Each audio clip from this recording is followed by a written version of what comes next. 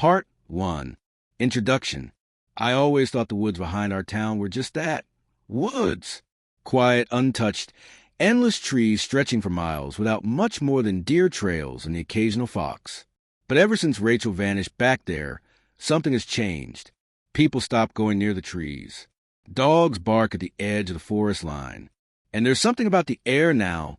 It feels too still, too thick, like the trees themselves are holding their breath. I should have listened to the warnings. I should have left well enough alone. But I followed her footsteps, followed the trail she left behind. And now I don't know how to get out.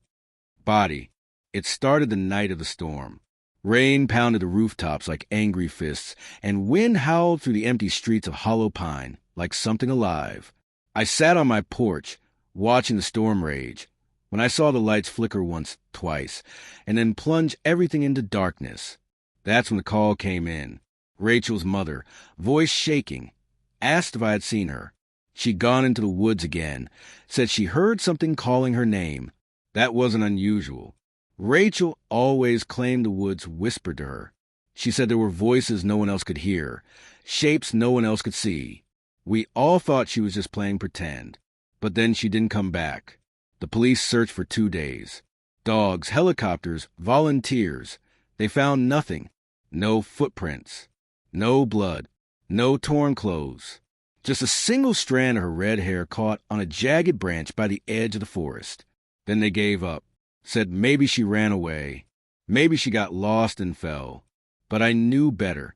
Rachel and I had been best friends since we were kids. If she went into those woods, it wasn't just some impulsive escape. She went in. For a reason. And now she was gone. For a week I stayed away. But the dream started soon after. The forest calling me, whispering my name in her voice, showing me flashes of twisted trees and long shadows. I'd wake up in cold sweat, her voice still ringing in my ears. And then one morning, I found her journal on my doorstep. It was soaked, like it had been lying in the mud for days, but the ink was still readable. Page after page of rambling, erratic notes. Mentions of the shifting paths, a door in the earth, the eyes that blink without lids. But one sentence stuck out to me more than the rest. If you find this, follow the broken birch trees. They lead to the truth.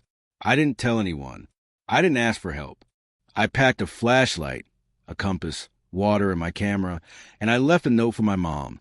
Then I walked to the forest edge. The sun was just rising.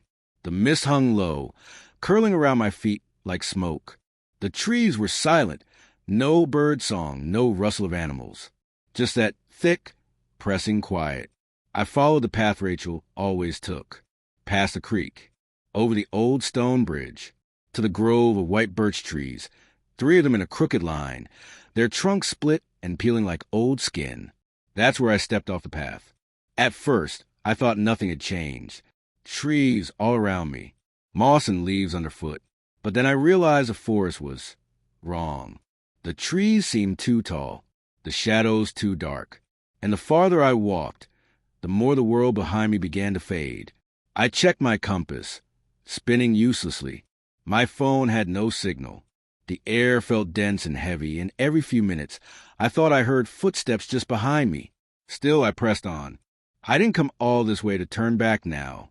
After an hour of walking, I stumbled into a clearing. In the center stood a twisted tree, blackened as if struck by lightning. Around its base, the ground had cracked open, revealing a jagged pit. The smell that came from was foul, like rotting meat and sulfur. I leaned over, shone my flashlight into the darkness. The beam didn't reach the bottom. And then I heard it. Her voice. "Help me, please. Rachel." It echoed up from the pit, soft and broken. I called her name, my voice trembling. Again, I heard hers. Closer this time, like she was just beneath the surface. I should have been afraid. I was afraid. But something stronger pulled me forward, a need to find her, to understand. I followed the sound through the clearing and back into the trees. The path ahead had shifted, new trails opening where there were none before, and the forest was changing. The colors were off, greener than they should be, unnaturally vibrant, like the forest was too alive. I began to see things at the edge of my vision, shapes that melted into the bark when I turned, eyes blinking in the shadows, whispers crawling along my skin like breath. At one point, I passed a tree with something nailed to it. I froze when I saw it. Rachel's jacket, torn, muddy, and stained with something dark. I reached for it, and the moment my fingers touched the fabric, I heard footsteps behind me. Fast. Heavy. I turned, hard in my throat, but saw nothing. Then something whispered in my ear, cold and low, "You shouldn't be here." I ran. Branches scratched my arms. Roots reached for my feet. The forest didn't want me to leave. I could feel it shifting around me, closing in, reshaping itself like a maze. Eventually, I stumbled into another clearing. This one had structures, crumbling stone pillars, half buried in the earth, symbols carved into them, twisting spirals, runes that made my eyes ache to look at. In the center stood an altar, covered in dried moss and blood-dark stains. Behind it was Rachel, or something that looked like her. She was hunched, her hair hanging over her face. She was murmuring to herself, clawing at the dirt like a feral animal. I stepped forward, whispering her name. She looked up, and I stumbled back in horror. Her eyes were wrong. Milky, pupilless, her face pale and stretched thin, lips cracked and bleeding. But she smiled when she saw me. "You came," she rasped. I nodded, tears burning my eyes. "I'm here. I came to get you." She tilted her head, smile widening. "You followed the trail." Then her expression twisted. Her voice dropped an octave. "Now you belong here, too." The trees around the clearing creaked, like they were waking up. The wind moaned, carrying whispers that weren't in any language I knew. And from behind the altar, other figures began to emerge. Pale, silent, watching. I turned to run, but the forest had closed behind me. Conclusion: I don't know how long I've been here. Time doesn't work right in these woods. The sky never changes. My watch stopped days ago. Every path leads in a circle. The whispers never stop. And Rachel, if that's even her, follows me at a distance, smiling with those dead, milky eyes. I don't know where I am. I don't know how to leave. But I do know this. These woods are alive. They feed on the lost, on the curious, on people like me who go looking for answers they were never meant to find. And now I'm part of them. Just another voice in the trees. Just another secret buried in the roots. Part 2. The silence wasn't peaceful. It was crushing. The kind of silence that made your ears ring. I stood frozen, staring into the place where the forest had closed itself behind me. Trees had shifted while I was distracted. Paths that existed seconds ago were now nothing but dense thickets of thorny underbrush. There was no way out. I turned back toward the altar where Rachel had been, but she was gone. So were the other pale figures that had emerged behind her. The clearing was empty. No footprints, no sound, no hint that they'd ever existed. Even her jacket was gone from the nail in the tree. I tried calling her name, but my voice died quickly, swallowed by the thick air. There was no echo, like the forest didn't want to acknowledge my presence. I walked. There wasn't much else I could do. I picked the clearest direction and moved, pushing through branches and roots that seemed to grow faster the more I moved. It felt like the forest was resisting me. And the deeper I went, the more unnatural it became. The trees didn't look right. Some of them were smooth like skin. Others pulsed subtly, like they were breathing. I passed one with what looked like veins under the bark, twitching as I brushed past. And the smell, wet earth, rotting leaves, and something else. Something coppery. Something alive. I kept my eyes open for any markings, anything that could give me a direction. Something Rachel might have left behind. That's when I saw the string. A red thread, thin and frayed, tied around a low-hanging branch. Rachel had worn a bracelet, just like that. I followed it.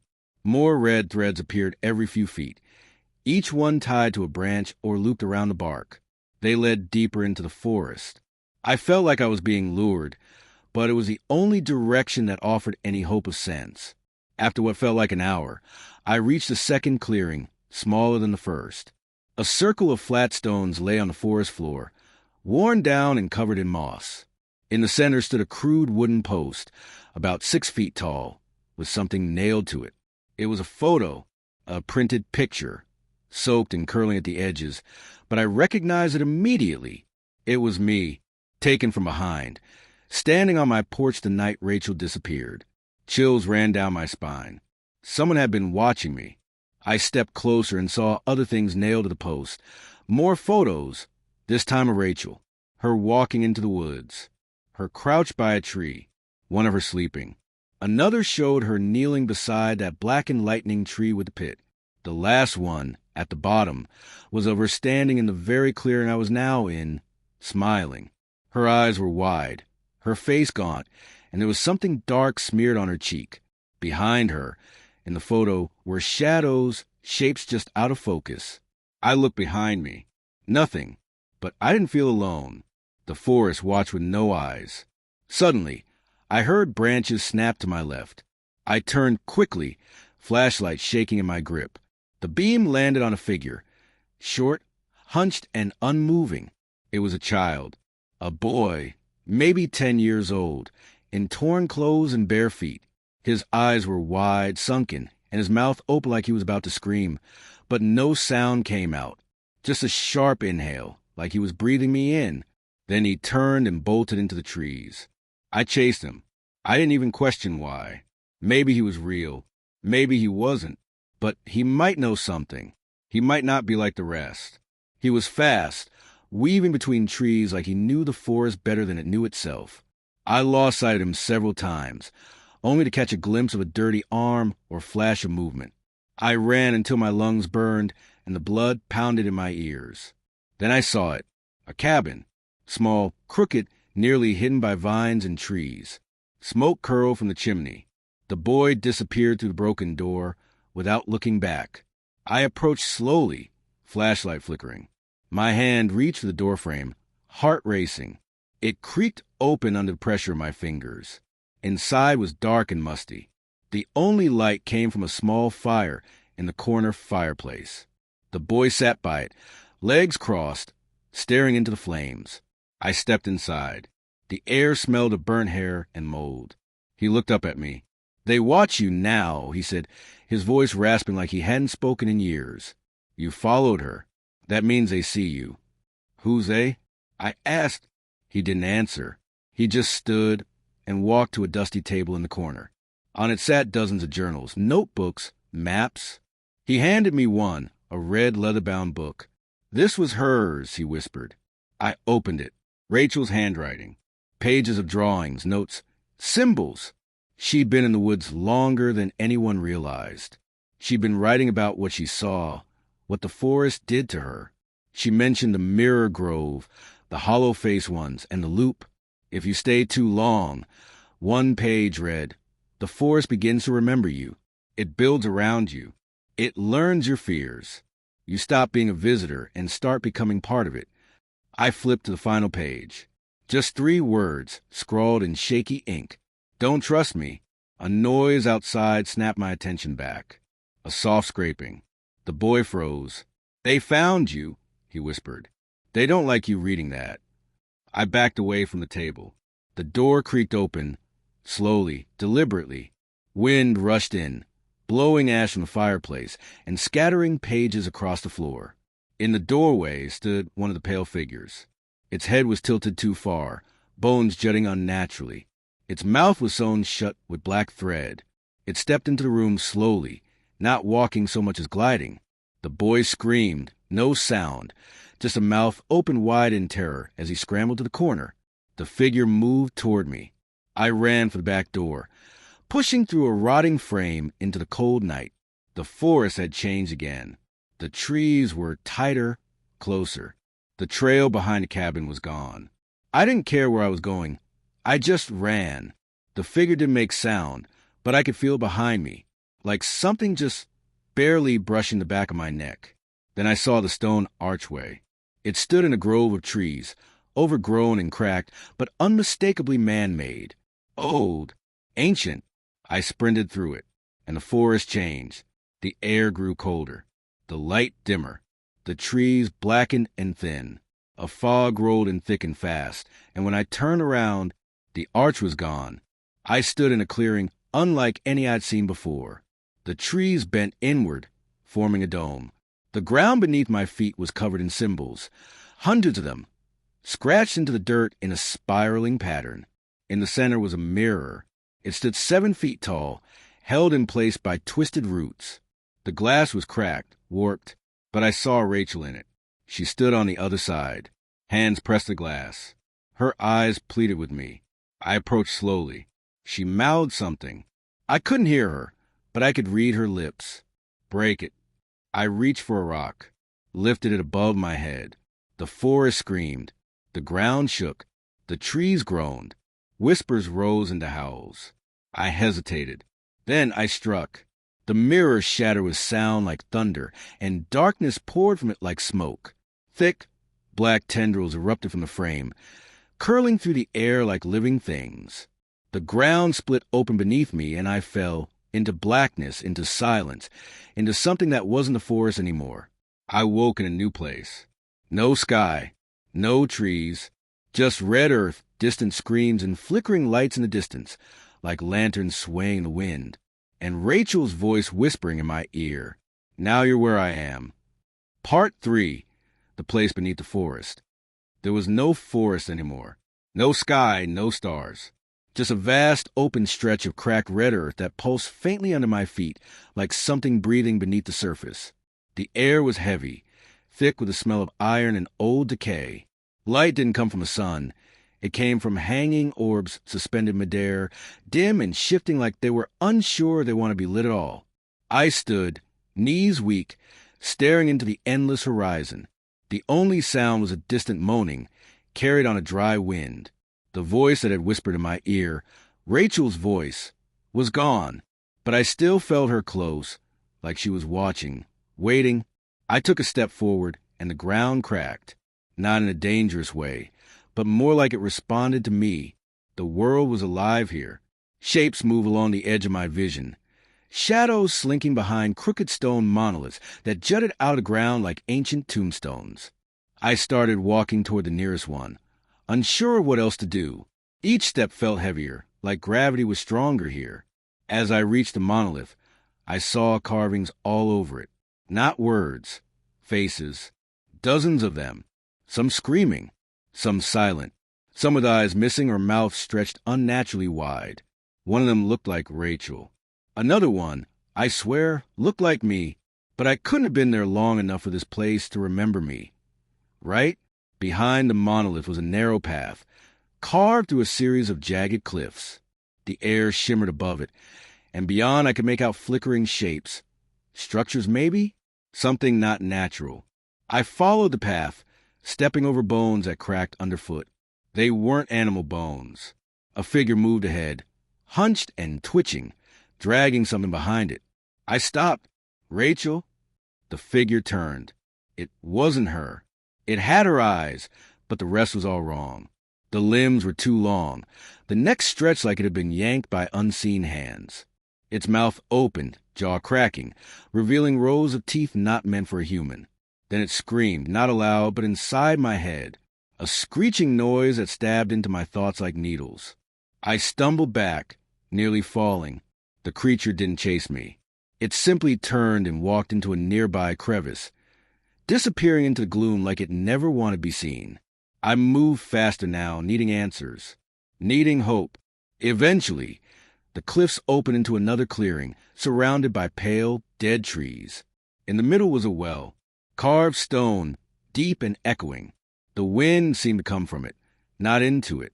Whispers floated up from the darkness. I leaned closer. Don't leave her. I pulled back. The whisper had been clearer this time. Help her. Break the loop.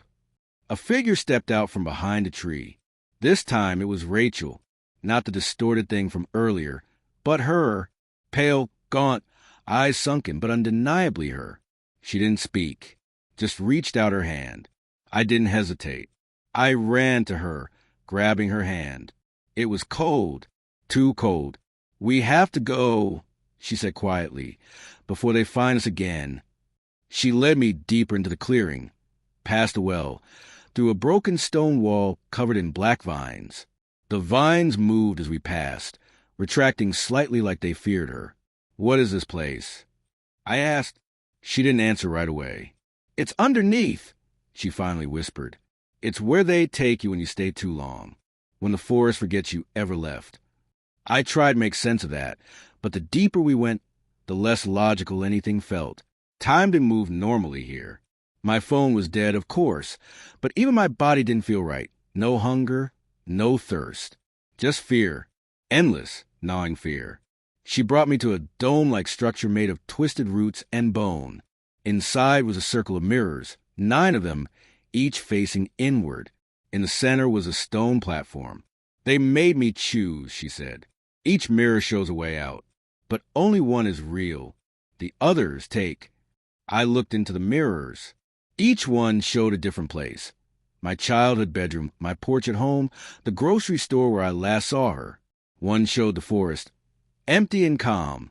Another showed my house, but with something moving inside it. "How do you know which one's real?" I asked. She stepped back. "I don't."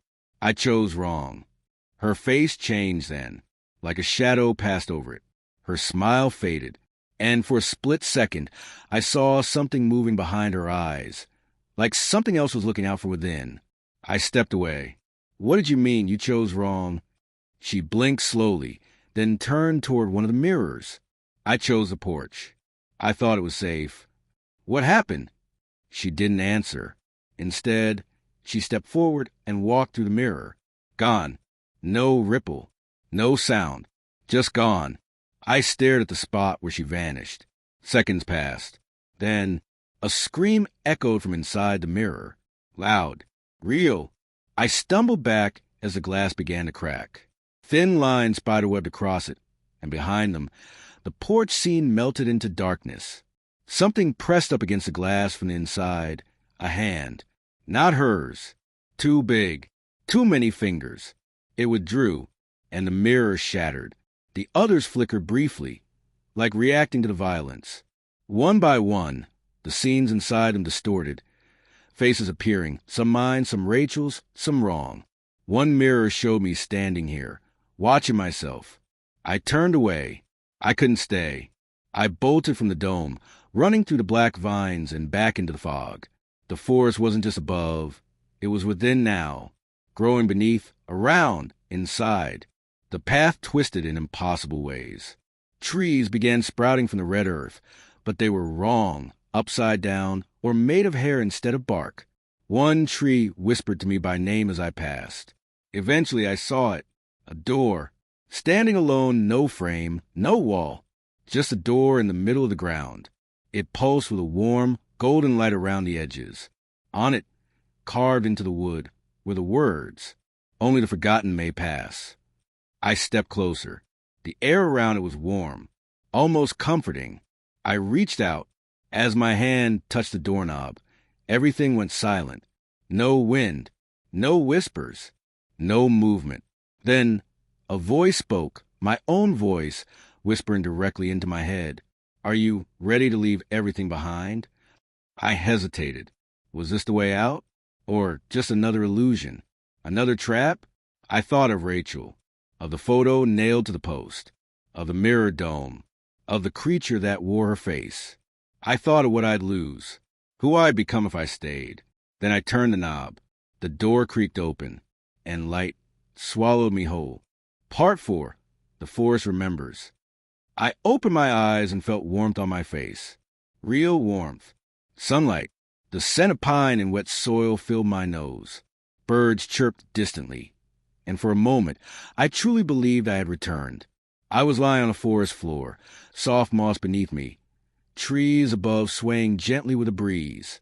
It looked like the same woods I'd wandered into the night Rachel disappeared, but something felt stretched, like the world was holding its breath. I stood up slowly. My limbs moved normally now. No dragging, no invisible weight holding me down, no red earth beneath my feet, just green moss and fallen leaves. It all felt real, but it was too perfect. The trees were tall, symmetrical. The sunlight dappled through canopy exactly the same way in every direction. And when I walked toward what I thought was north, The landscape didn't change. It just mirrored itself. Then I heard the crunch. Someone was walking nearby. I froze. "Rachel?" I called out. No answer. The crunching continued, growing louder. Whoever, or whatever it wasn't trying to be quiet.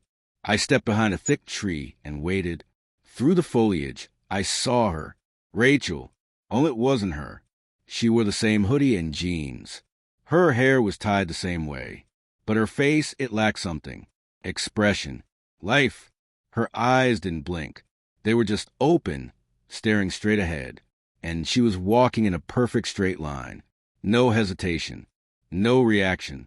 Just step after step after step. I followed. She passed through a thick cluster of trees, and I nearly lost her. But then she stopped.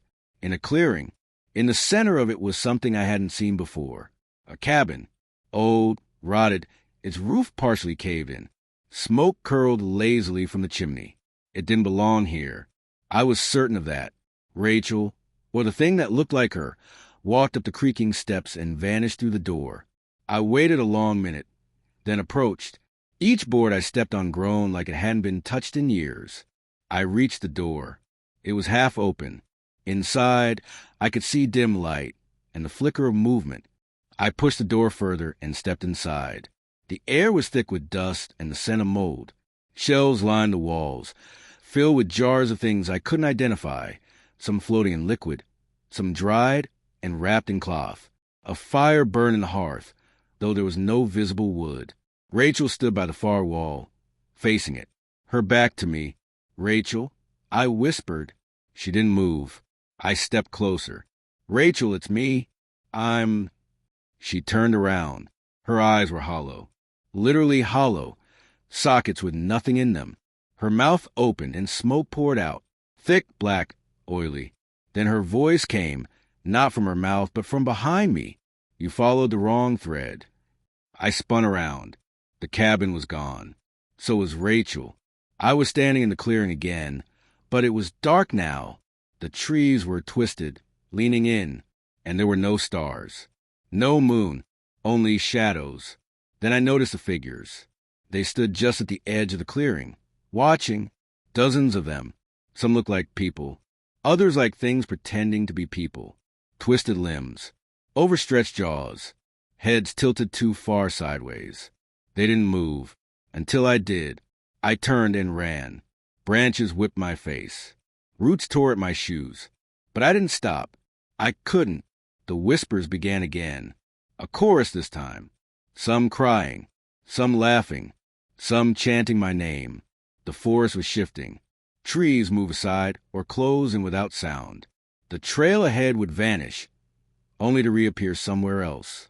The sky overhead bent like cloth. I stumbled into a ravine, rolling hard against rocks until I slammed into a fallen log. Groaning, I pulled myself up. The ground around me was covered in footprints. Not mine. Dozens of them. All different sizes. Some bare, some in shoes. One set of tiny prints led directly into a hollow log and disappeared. A notebook lay near the base of a tree, half buried in mud. I picked it up. Its cover was cracked leather, soaked through. I opened it. Inside were pages filled with frantic handwriting. Day 9. Still no way out. Food's gone. Heard them whisper again last night. They sound like my brother. He's been dead 3 years. Day 11. Found another backpack. Belonged to a girl named Ellie. Her ID was inside, but it was mine too. Same name. Same photo. How is that possible? Day 13. I saw myself in the lake reflection, but it wasn't me. It smiled when I didn't. I smashed the mirror with a rock. It laughed. I closed the notebook. There was more than one person trapped here. Maybe dozens. Maybe hundreds. And the forest, it remembered all of them. I stood again. Then I saw it. A figure, not moving, just standing between 2 trees, watching me. This one was tall. Taller than any human. Its head was stretched long, featureless except for a slit where a mouth might be. It had no eyes. Yet I knew it was looking into me. It didn't chase. It raised one long, skeletal hand and pointed. I followed the direction. There was a tree dead blackened, its bark peeled back in strips.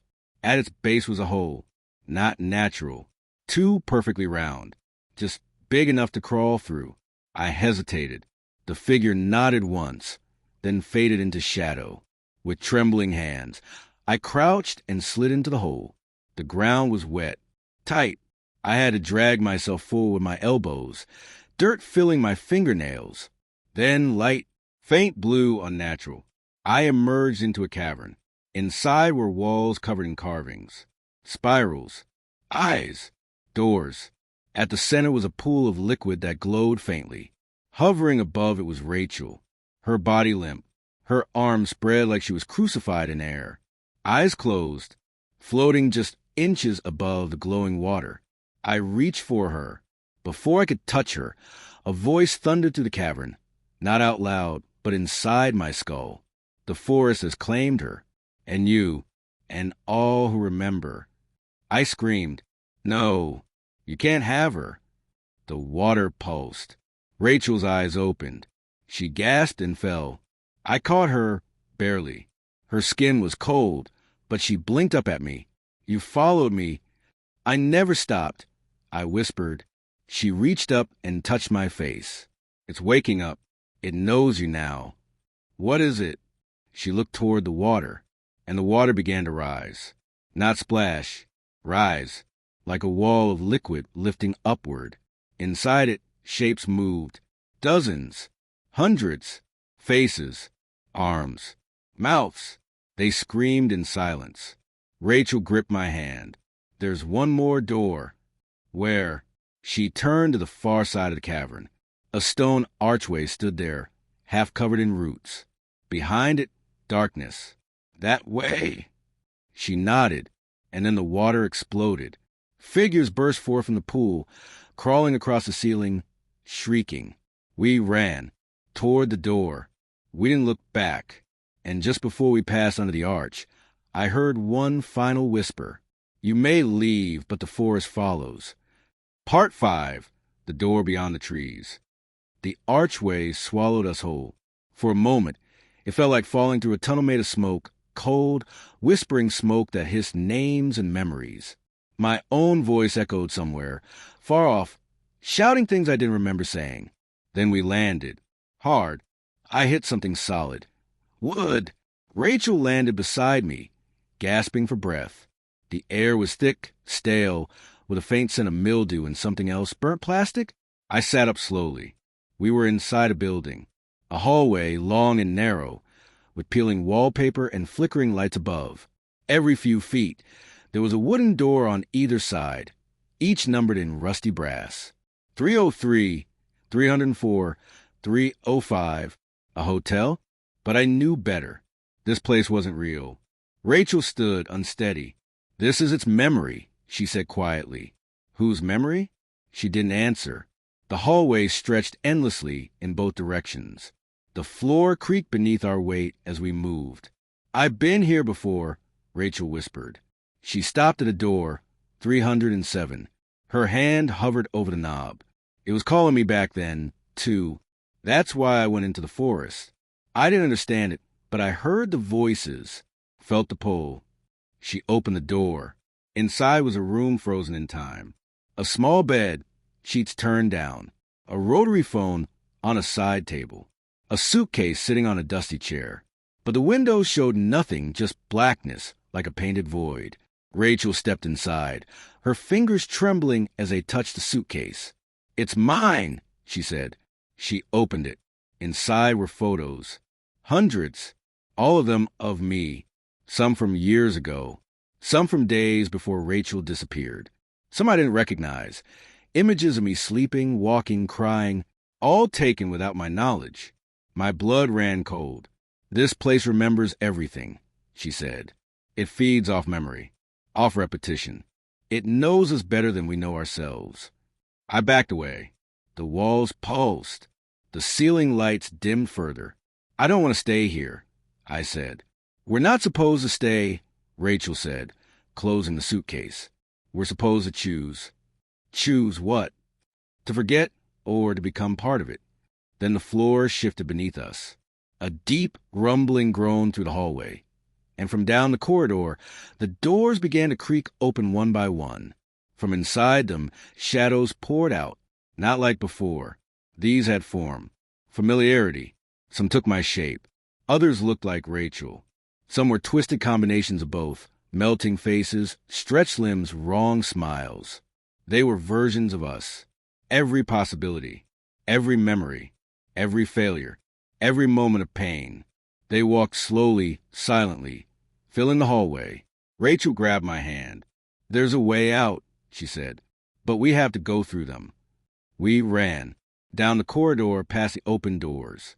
The figures reached for us, their hands brushing our shoulders, tugging at our thoughts. One leaned close and whispered into my ear, "You left her behind."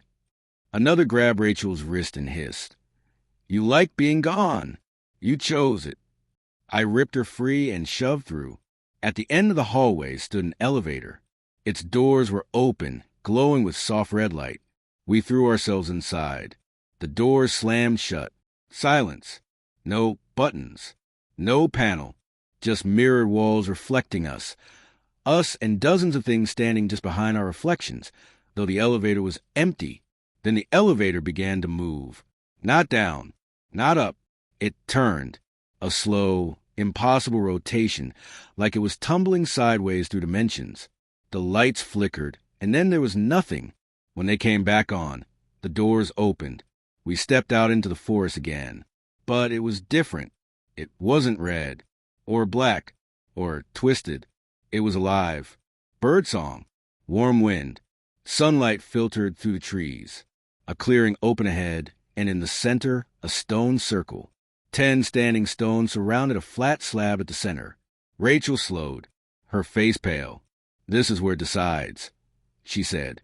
The stones began to hum, low, guttural vibrations that rumbled in my bones. From the forest, shadows emerged once more. Not hostile now, silent witnesses. The watchers. They stood in a perfect ring outside the stones, unmoving. Rachel turned to me. "This place isn't just alive. It's a memory loop. It tests those who enter. If they fail, they become echoes. If they survive, they leave." I asked. She shook her head. "They change."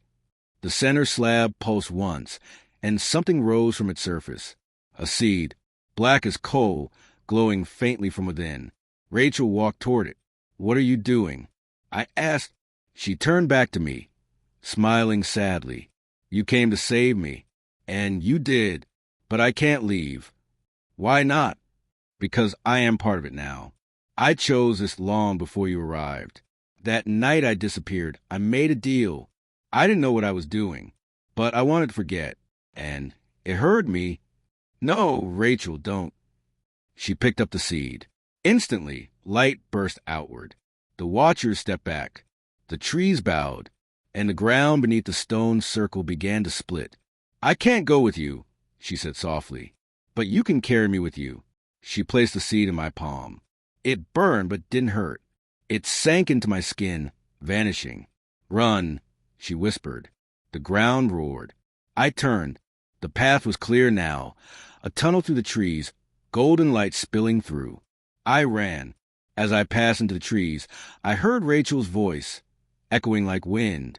"Remember me, but don't come back." Part 6. What followed me out. I ran until my legs gave out. The forest behind me shimmered like a heat wave. The moment I crossed an invisible line, whatever boundary separated that cursed place from the real world, the trees seemed to sigh, as though releasing me reluctantly. I collapsed onto the dirt, gasping for air, blinking at the sudden clarity of day. The Real forest was green again, the sky overhead gray with scattered clouds. Birds chirped. Wind rustled leaves. It was over, but I knew better. The seed Rachel gave me still pulsed beneath my skin, a faint, rhythmic warmth inside my chest. It hadn't stopped since I left. It beat like a second heart. I pressed my palm to my chest and felt it there, small, quiet, waiting. The forest behind me was still. No archway, no red mist, no shadowed watchers. But I had the chilling sense that if I turned back and walked just a few steps, I'd find it again. I didn't dare try. I walked a long way home, through mud and silence, past trees that suddenly felt foreign. When I finally saw the outline of my house through the brush, I almost cried. The porch light was still on. It felt like years had passed since I'd last been here. But when I checked my phone, it was only the next morning, less than 24 hours. Time was strange there. I stepped inside and locked the door behind me. It was over. I was safe. But as I looked around the living room, familiar, quiet, warm, I noticed the shadows didn't fall the same way they used to. There were corners of the room now where the light didn't quite reach, places where the dark seemed a little deeper. And in the mirror by the door, for just a second, I saw her, Rachel, standing behind me, smiling. But when I turned around, no one was there. I chalked it up to exhaustion, trauma, whatever word professionals use when the mind plays tricks. I took a hot shower, slept with every light on. I didn't dream. But the next morning, the kitchen chair was pulled out as though someone had sat across from me during the night. The next evening, the seed pulsed faster. And the night after that, the hallway light flickered even though the bulb was new. I started seeing movement at the edge of mirrors, hearing whispers and static. It hadn't ended. Something had followed me out. It was subtle at first. Doors I hadn't closed now shut. Water turning on by itself. The smell of damp earth in the middle of the living room. One night, I woke to find footprints across my hardwood floor. Small, barefoot, leading from the front door to my bed. They ended right at the footboard. I didn't sleep after that. I tried to tell someone. My sister, the police, a therapist. They all thought I was suffering from stress and sleep deprivation after Rachel's disappearance. No one believed me. I couldn't explain it right. Because how do you describe something like this? How do you tell someone you escaped a memory loop in a sentient forest, brought back a burning seed, and now the rules of your world were bending? I stopped talking about it, but I started recording. Cameras, all over the house. I needed proof. Or maybe I just needed someone else to see what I was seeing. The first week, nothing. Then, on the 8th night, I saw her again. Not Rachel. Something else. Something that looked like her, but not quite. The camera in the hallway picked up the shape of a girl standing at my bedroom door at 3:03 a.m. Her head tilted, her arms dangling too long at her sides, her mouth moving, though no sound came out. The footage skipped every time she stepped forward. One frame she was by the door, the next at the foot of my bed, then gone. I checked all the other cameras. Nothing. Just her. I stopped sleeping again. Every night, the seed burned brighter. I saw faint glowing lines under my skin, like roots spreading from my chest outward. And every time I looked into the mirror, her reflection lingered just a little longer. One night, I whispered in the darkness, "What do you want?" And something whispered back, "To remember." I started having dreams again, or visions. I'd find myself back in the forest, back in that hotel hallway, back in room 307. Only this time, I was standing at the end of the hallway, and the doors were opening one by one again, but instead of twisted memories, people from my real life came out. Friends, family, Rachel's parents. Each of them looked at me with hollow eyes and asked, "Why didn't you bring her back?" I woke up screaming. Every night, the whispers grew louder. Every night, the figure at the door came closer. And then I saw the mark on my wall, etched faintly in the paint, a spiral surrounded by runes, identical to the one on the seed in the forest. It pulsed faintly when I touched it, and when I did, I heard Rachel's voice again. She said, "It's opening again," and I knew I hadn't just escaped. I'd brought a part of it back with me, and that part was growing. Part 7, the opening door. I sealed the house, every door locked, every window nailed shut, curtains drawn tight. I unplugged every mirror, turned off every screen, and tore the batteries out of my devices. Still, it watched me. The mark on the wall glowed at night now. Not faintly, bright like a full moon pressed flat against my living room paint. It pulsed in sync with the thing inside me, the seed. Each beat sent a ripple through the floorboards, like the house was breathing, like it was waiting. I didn't sleep anymore. I couldn't.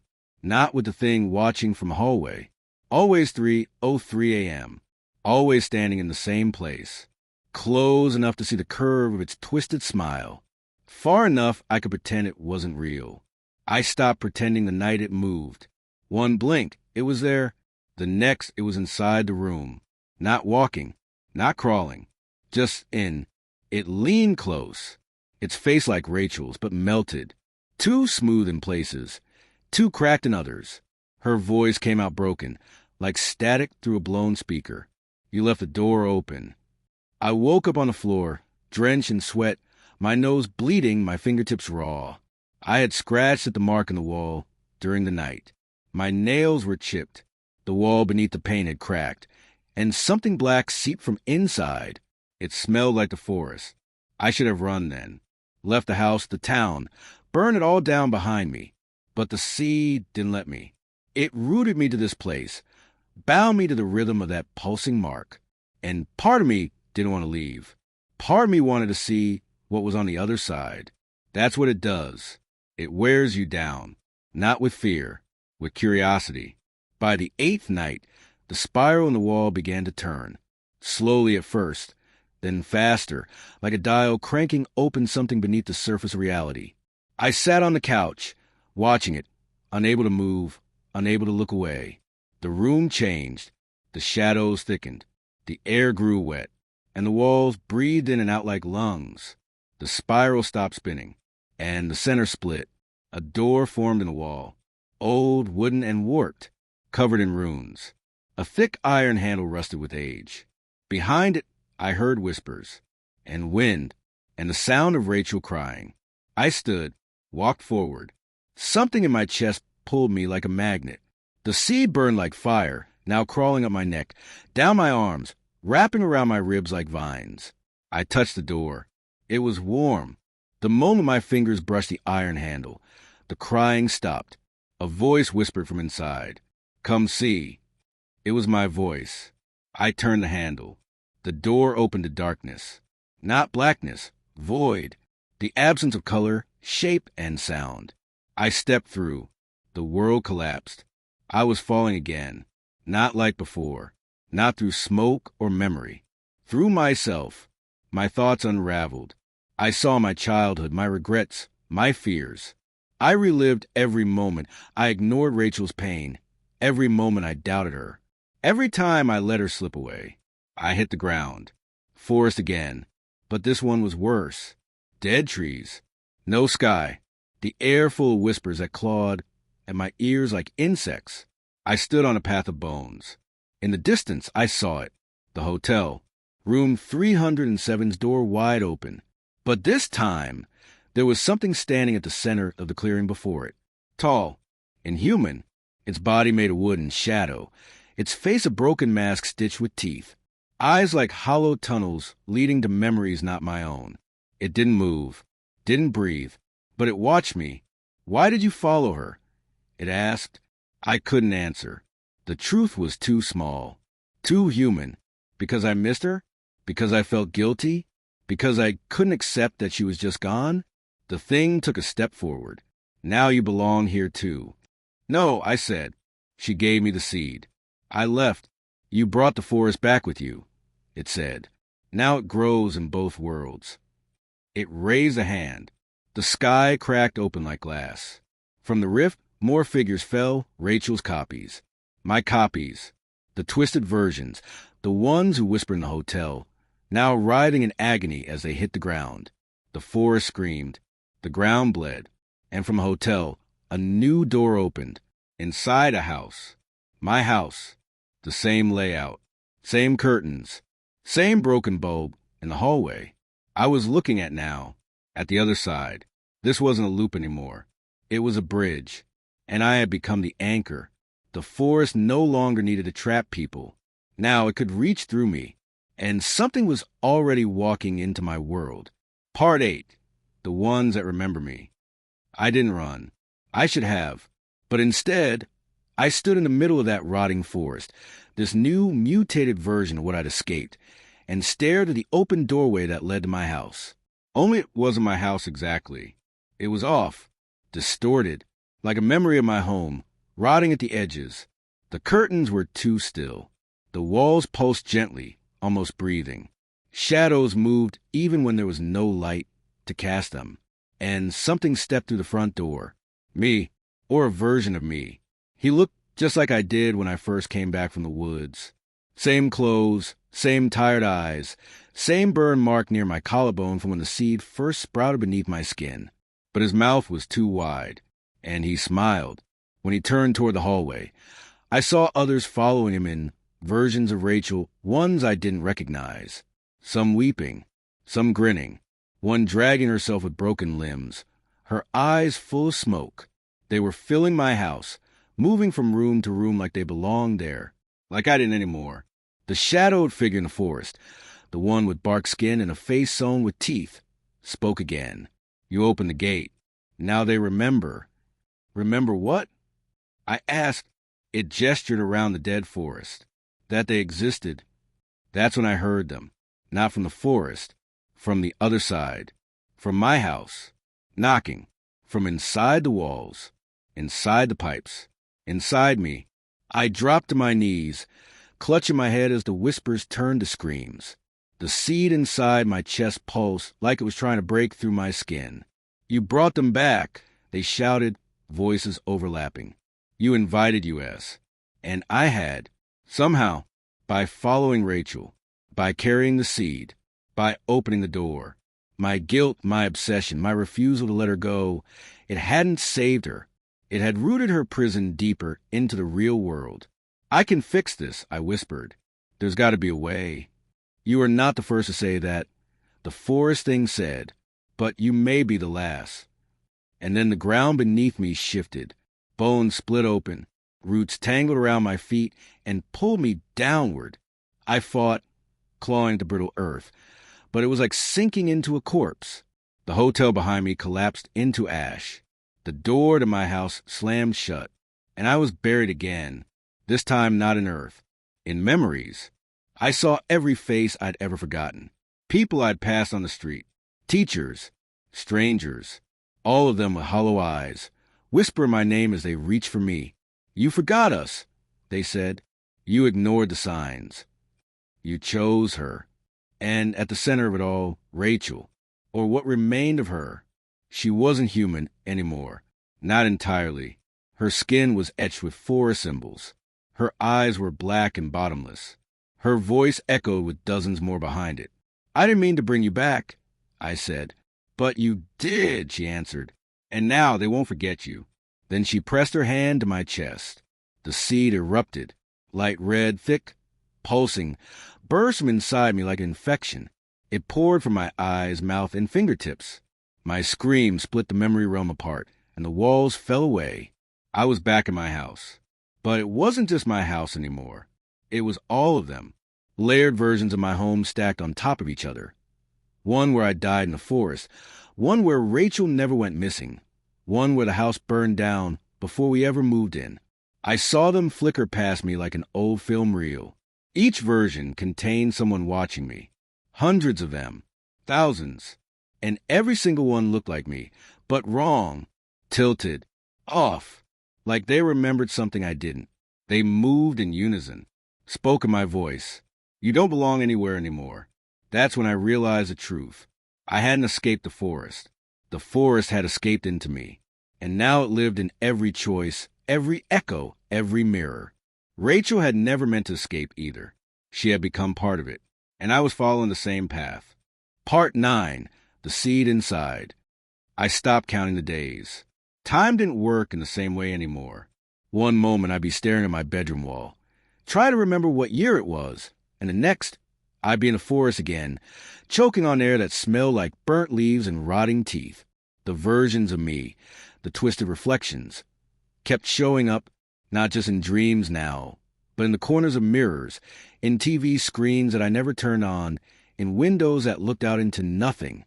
They watched, and sometimes they smiled. The seed inside me had grown. I could feel it stretching beneath my skin, wrapping itself around my ribs, tightening when I thought too hard about Rachel, about the forest, about the door. It pulsed when I tried to resist, like it was laughing. I tried to cut it out. The knife barely touched my chest before I blacked out. When I came to, my skin was unbroken, but my reflection was bleeding. I screamed, threw a lamp at the mirror. It shattered, and 1,000 little versions of me looked back, each one smiling. That night, the shadows in the hallway whispered again. "You're almost ready," they said. Ready for what? The forest hadn't taken me fully. Not yet, but it was close. I think I know why. The house had become a cocoon. The door in the wall, the one the spiral opened, was growing wider. I no longer needed to touch it. It just opened on its own at 3:03 a.m. like clockwork. The hallway would stretch, and the air would change, and I'd hear Rachel singing. Sometimes it was her old lullaby. Sometimes it was something much older. I couldn't tell if she was luring me or warning me. But every time I stepped toward it, I saw him. The forest guardian, the tall, bark-skinned thing with teeth sewn across his face. He would stand just beyond the doorframe, unmoving, but his eyes always followed me. One night, I stepped too close. The door slammed shut, and I was somewhere else again. A room, no windows, no doors, just mirrors on every wall. And me, dozens of me, not all at once, sequentially. Each reflection showed me a different moment. My first night in the forest, the hotel, Rachel disappearing, the mark appearing on my wall, the spiral opening. I reached out. The mirrors cracked. They bled. A voice from behind me whispered, "You're not the first seed." I turned. Nothing there. You're just the one who remembers. Then came the sound, the deep, wrenching hum from the forest, the one that comes before things fall apart. The mirrors shattered, and all my reflections screamed at once, not in fear, in warning. Then I was falling again, but not through darkness, through roots, tangled and wet and alive. They pulled me downward into a massive cavern. I landed in front of a tree, ancient, black, twisted into a spiral. The source, the seed tree. Its bark was marked with faces. Rachel's, mine, others I didn't recognize, all half swallowed by the trunk like they were begging to be let go. At its base was a hole, a pulsing core of red light. It looked like a heart, and it beat in sync with my chest. That's when I understood. The forest didn't just trap people. It used them. It sent seeds, like parasites, into the world through grief, through obsession, through memory. It waited until someone looked too long into the past, or tried too hard to hold on to the dead. That's when the door would open. Rachel had been the forest's doorway, and now the seed wasn't growing in me anymore. I was growing around it. It had always planned to take root in this world, to become real, permanent. It had needed someone who couldn't let go, someone willing to go too far. That was me. The faces in the tree opened their mouths. They screamed in silence, and I screamed with them, until I woke up again in my bed. The mark on the wall now covered the entire surface. The spiral had spread like vines, coiling outward into every room. Even the floors breathed now, and the forest had already begun to grow inside the house. Branches in the kitchen, roots in the sink, leaves on the windows. And outside, I looked out the front door. No street, no neighbors, just trees, endless trees. And between them, shadows moved, waiting. Part 10, the last door. The forest was inside my house. There was no denying it anymore. Branches cracked beneath my feet as I walked through the hallway that had become a narrow tunnel of twisted wood and leaves. The walls whispered secrets I couldn't understand. The air was thick with the scent of wet earth and decay. I was trapped in a living nightmare. The seed inside me had grown into a forest that swallowed everything. I had one choice left. The last door. The one I had opened so long ago. The one that blurred the line between my world and the forests. The spiral on the wall now covered every surface, a glowing network of roots pulsing with life. At the center of the spiral was a door unlike any I'd seen before, made of black with that looked wet, almost alive, covered in runes that shifted and moved when I wasn't looking. A handle shaped like a claw. I knew what was behind it, and what waited for me. I reached out. The moment my fingers touched the claw, the air cracked open with a scream. I stepped through. Darkness. Silence. Then light. A clearing. The forest, but not like before. This one was alive. Breathing. Watching. Rachel stood in the middle, but she wasn't alone. All the people who had disappeared. The versions of me. The twisted reflections. They weren't ghosts. They were seeds. Roots twisting through the earth. Bound to the forest's heart. Rachel turned. Her eyes were deep black pools of endless night. "You brought us here," she said softly. "I'm sorry," I whispered. She smiled a sad, knowing smile. "There is no sorry here." The forest around us pulsed and grew. A massive tree erupted from the ground, its trunk as wide as a house. Faces pressed into its bark, mouths open in silent screams. "The seed needs a host," Rachel said. "You try to fight it, but it is part of you now." I reached out, trembling. The tree's bark rippled. Roots snaked toward me, wrapping around my ankles. "I'm ready," I said. The forest pulled me in. I felt myself dissolve, becoming root, becoming earth, becoming the seed. But as I faded, a thought broke through the darkness. The seed was not the end. It was a beginning for those trapped, for those who remembered, because every ending is just the start of something new. And somewhere beyond the door, someone was still watching, waiting for the next seed to follow. The end.